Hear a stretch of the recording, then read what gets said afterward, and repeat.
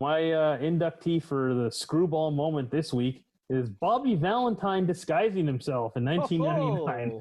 Oh, June Lordy. 9th, 1999. Oh, man. That is one of the greatest moments of all time.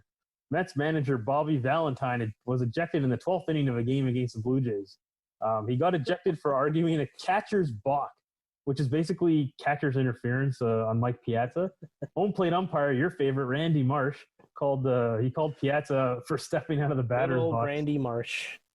Yep, he called him out for stepping out of the batter's box for a pitch out, and he awarded the batter first base and Shannon Stewart second base. Never heard of this rule. I've never seen it happen before. I watched the replay and I'm confused, but whatever.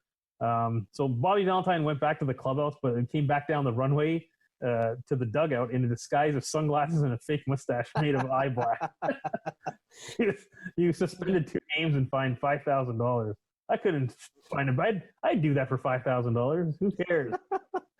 Here's the interesting thing about this was that the pitcher on the mound for the Mets was Pat Mahomes, and his 4-year-old son was in the dugout at the time. That's right, Patrick Mahomes, the current reigning MVP and Super Bowl winner of the Kansas City Chiefs. My moment this week is the 1904 World Series not being contested. It was supposed to be the matchup between the National League champion New York Giants versus the American League champion Boston Americans.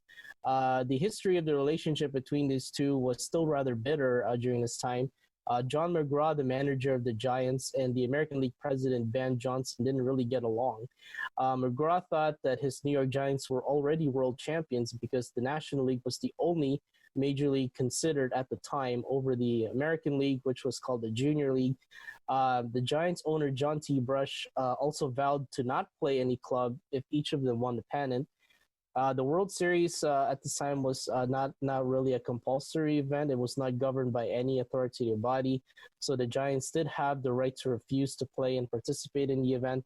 After a lot of criticisms from fans and writers around baseball, Brush finally drafted out the rules in February 1905 and agreed upon by the two leagues, making the World Series a now premier annual event in baseball.